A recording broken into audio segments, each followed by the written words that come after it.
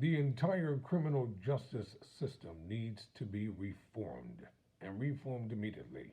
And if you think I'm kidding, listen to this story as reported by The Guardian. I'm Tyrone Bowman.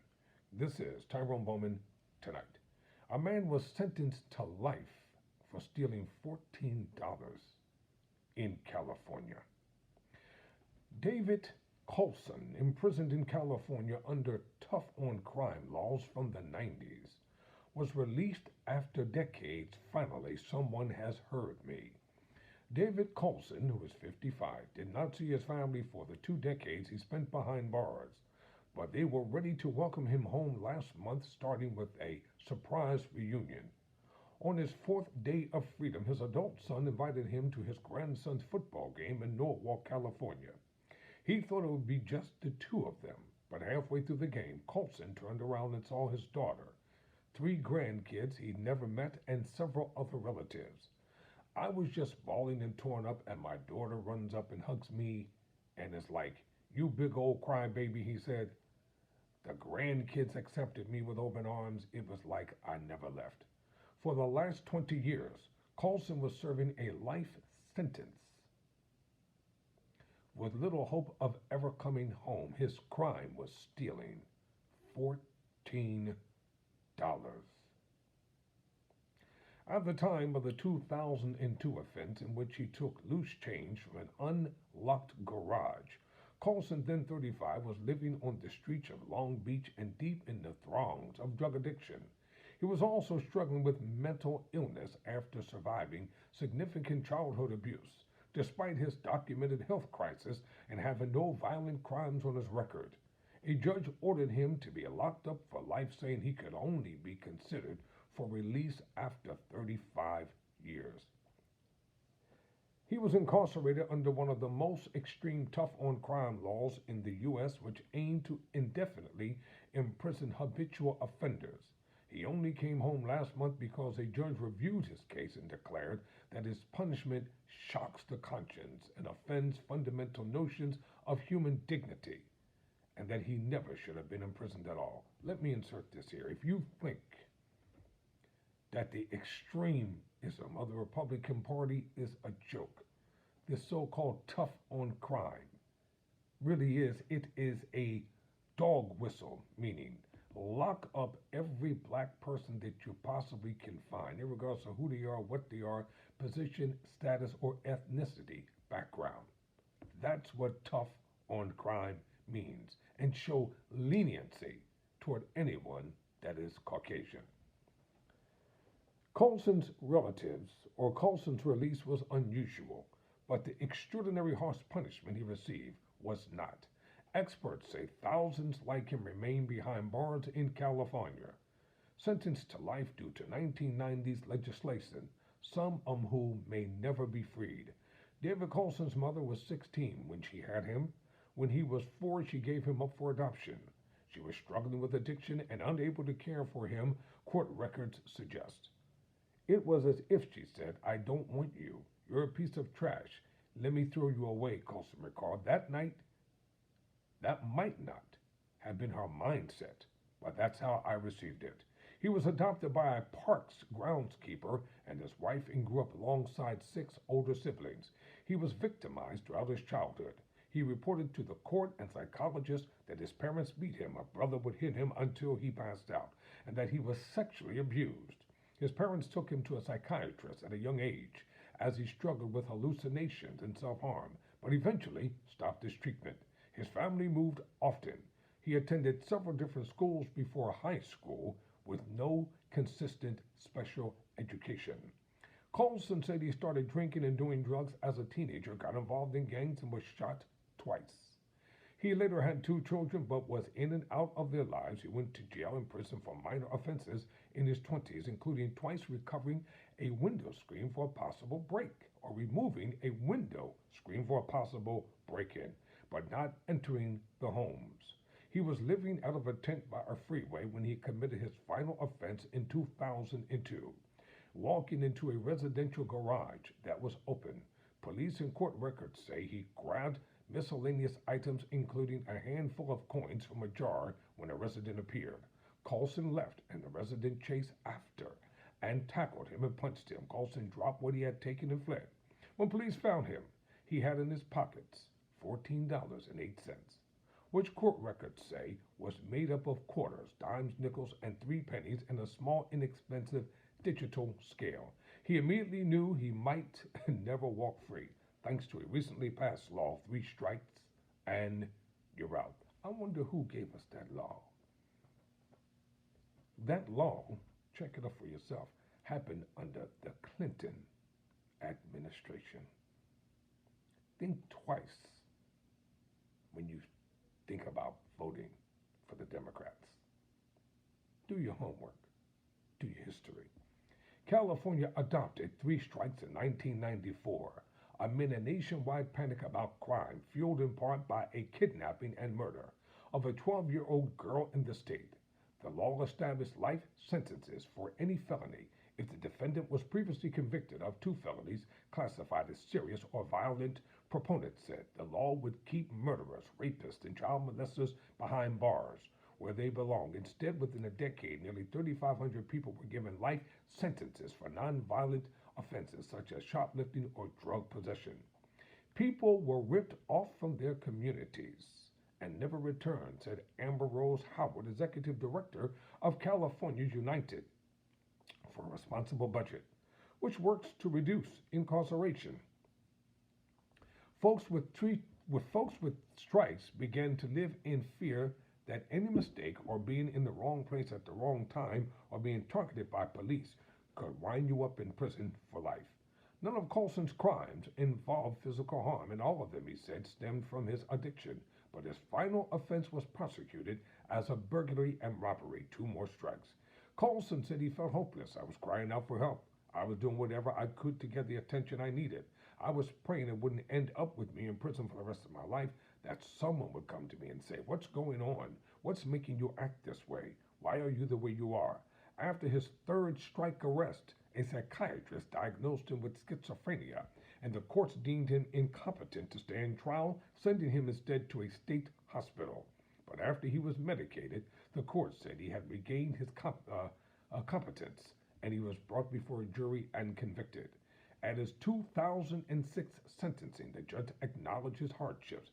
"I certainly wouldn't want to have lived the childhood that Mr. Carlson had to live," but added, "He's just committing one burglary after another. He's been given a number of opportunities, and he just hasn't learned." The judge gave him 35 to life, meaning he'd first be eligible for parole in 2032 at age 65, and ordered him to pay $10,020 in fines and fees. "A life sentence was a death sentence to me," Carlson said. In prison, Carlson worked in the kitchen, ensuring there were halal options for Muslim residents like him, and trained others in prison jobs. He also participated in therapy groups that helped him grapple with his childhood trauma and facilitated affirmation workshops. Men would repeat the disparaging messages that had long been drilled into them. "I hate that I had you, you're not worthy," and then replace those words with affirming comments. "You're the best, I'm glad you're here." They've had all this trash bundled up in them, and they're able to let that poison out and replace it with positivity, Carlson said. Those experiences made him question why he never got any help on the outside. "All my cases were the same, but nobody asked me why I was using drugs or put me in rehab. It was just jail, jail, jail." People needed help, but you put them away and create monsters in prison where people are in survival mode. This is a lengthy article. I'll try to read it all here tonight. If not, there will be a part 2. Okay, now let me go back here to be sure. That's what's broken with the judicial system. They don't ask you what's your trauma while in prison. He also reconnected with a childhood friend, Veronica, who is now his wife. Still, he expected to die in prison, especially during the pandemic when he got COVID. But in August, California's Department of Corrections and Rehabilitation recommended that Carlson be resentenced, recognizing his achievements in classes and frequent volunteer work. Judge Daniel Lowenthal agreed, and at a 13 September hearing told Carlson, "I'm shocked and angry at how you were treated by the system. Lowenthal compared Colson's trajectory to a white defendant who was the same age and also sentenced at Long Beach in 2006. The defendant had at least four prior violent convictions. Prior violent convictions. Four prior violent convictions, including domestic violence, and his final offense was assaulting a Latino officer while using slurs. He got 3 years in prison. An appropriate sentence for Colson would have been probation and treatment, Lowenthal said, but now he should walk free with no conditions. In the courtroom, Colson wept. This is all I've ever wanted in my life. I've been crying out for help all my life, and no one has ever heard me. Finally, somebody has heard me. The three strikes laws version, of which were adopted in 23 other states and in federal law, contributed to the explosion of Colson's prison population, or California's prison population, and an overcrowding catastrophe. More than 33,000 people remain incarcerated under the law today, and 45% of the people serving life sentences due to three strikes are black, despite black residents making up just 6.5% of the state. Research has found no evidence that the law reduced crime rates or deterred violence. It has no public safety benefits, said Mike Romano, director of the Three Strikes Project at Stanford Law School, who serves on a state committee that last year recommended three strikes be repealed. By design, the law has targeted crimes of poverty like small-time robbery, burglary, breaking windows, purse snatching. The sisters of the 1993 kidnapping victim whose case helped inspire the law also called for its repeal recently, telling The Guardian, "We don't want our pain to be used to punish anyone else. Repealing the law will require a ballot initiative. For now, the three strikes law remains on the books." A major 2012 reform established that non-serious and non-violent felonies could no longer count as three strikes. An estimated 3,000 people have been since released.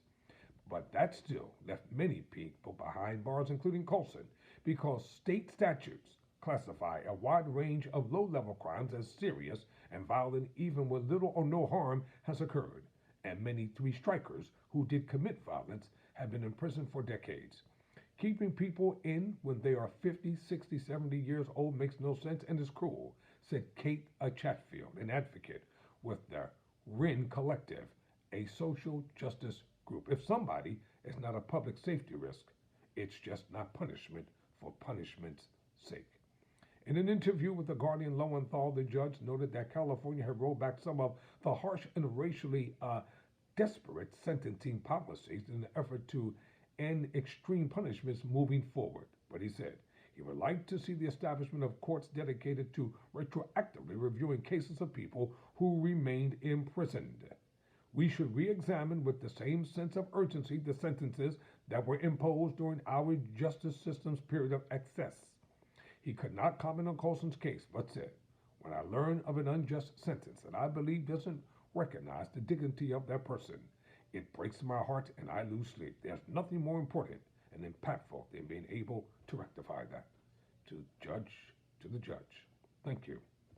The Anti-Recidivism Coalition, or ARC, a group that offers reentry services, picked up Colson from his Northern California prison and has helped him get settled. A group called Mass Liberation is housing him for his first month's home, and in recent days took him to buy new clothes and sort out ID documents. He has been capturing photos of every moment on his new smartphone, which in 2 weeks filled up with images of his family hanging out in Long Beach. He's still figuring out how to use QR codes and what web cookies are. His first meals home were seafood, calamari, lobster, coconut shrimp. Being around people who aren't incarcerated feels strange, he said, noting how people bump into each other in public in ways that would never happen behind bars. His wife Veronica said she was so overwhelmed when she hugged him for the first time she couldn't speak. "I want him to feel his freedom. I want him to take time and smell the roses and wiggle his toes in the sand." As the two of them walked through an LA rose garden on a recent afternoon, they took selfies, and he sighed as he held her, saying, "This is all I wanted." Colson's taken things day by day, but his dream is to go back into prisons to support people who have been crying for help waiting for someone to hear them. An erosion of democratic norms, an escalating climate emergency, corrosive racial inequality, a crackdown on the right to vote, rampant pay inequality. America is in the right or is in the fight of its life. If you can, I will. Okay, if you can, please make a gift today to fund our reporting in 2002, talking about The Guardian. For 10 years, The Guardian U.S. has brought an international lens with a focus on justice to its coverage of America. Globally, more than 1.5 million readers from 180 countries have recently taken the step to support The Guardian financially, keeping us open to all and fiercely independent. We couldn't do this without readers like you. With no shareholders or billionaires, owner, we can set our own agenda and provide trustworthy journalism that's free from commercial and political influence, offering a counterweight to the spread of misinformation. When it's never mattered more, we can investigate and challenge without fear or favor. It is reader support that makes our high impact journalism possible and gives us the energy to keep doing journalism that matters. Unlike many others, Guardian journalism is available for everyone to read, regardless of what they can afford to pay. We do this because we believe in information equality. We aim to offer readers a comprehensive international perspective on critical events shaping our world. We are committed to upholding our reputation for urgent, powerful reporting on the climate urgency and made the decision to reject advertising from fossil fuel companies, divest from the oil and gas industries, and set a course to achieve net zero emissions by 2030 or by 2030. So every contribution, however big or small, powers our journalism and sustains our future. Support The Guardian from as little as $1. It only takes, they say, a minute. I'm Tyrone Bowman. Never surrender. Never.